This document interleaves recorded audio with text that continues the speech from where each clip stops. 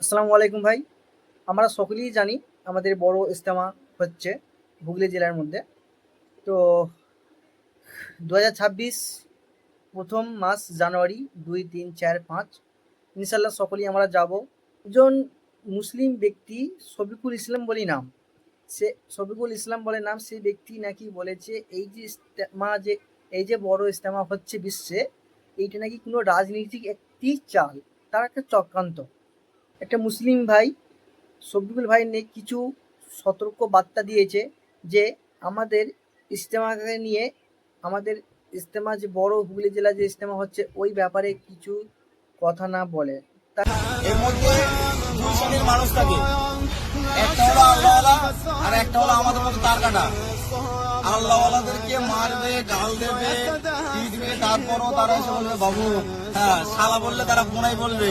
কিন্তু আমাদের এটা নিয়ে দেখলাম, আমাদের এই বিশ্ব ইজতেমাকে নিয়ে, যেটা আমাদের একটা আবেগের জিনিস, ভালোবাসার জিনিস, মহব্বতের জিনিস, এই মহব্বতের জিনিস নিয়ে আরামবাগ টিভির শফিকুল ইসলাম নামক এক ব্যক্তি, উনি রাজনীতির ময়দানের দিকে নিয়ে যেতে চাইছে। শফিকুল ইসলাম রাজনীতির ময়দানের দিকে নিয়ে যেতে চাইছে। আমি শফিকুল ইসলাম ভাইকে বলবো, ভাই তুমি হয়তো জানো না, এই দাওয়াতে তবলিগের বড় মেহনত। এর মধ্যে দুই শ্রেণীর মানুষ থাকে, একটা হলো আল্লাহওয়ালা আর একটা হলো আমাদের মতো তার কাটা। আল্লাহওয়ালাদেরকে মারবে, গাল দেবে, পিটবে, তারপরও তারা এসে বলবে বাবু, হ্যাঁ শালা বললে তারা কোনাই বলবে। কিন্তু আমাদের মতো তার কাটা ভাই, শফিকুল ভাই, আমাদের মতো তার কাটা, আমার বিশাল তার কাটা, এই তো দু শ্রেণীর আছে, আমাদের সামনে বলবে অসুবিধা হয়ে যাবে।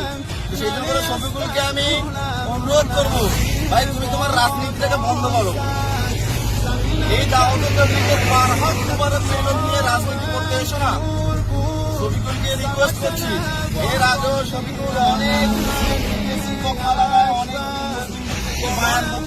শফিকুল ইসলাম, এখানে শফিকুল ইসলামকে বারবার রিকোয়েস্ট করছি, ভাই তুমি তোমার কাজ করো। তুমি ওই যেমন ঘরে খুলনার ভিতরে বসে ভিডিও বানাও, ময়দানে এসো না। ওই ইসলামের কল্যাণ নাম চ্যালেঞ্জ দিয়ে রেখেছো, ইসলামের কল্যাণ, কিন্তু এটা ইসলামের কল্যাণ না, আল্লাহ পাক ভাবে জানে তুমি ইসলামের বরবাদি। তোমাকে দেখে মানুষ ইসলাম শিখবে নাকি? অনুরোধ করলাম শফিকুল ভাই, তোমাকে ভাই বলে কথা বলছি, আমাদের মতো তার কারোর সঙ্গে করো না।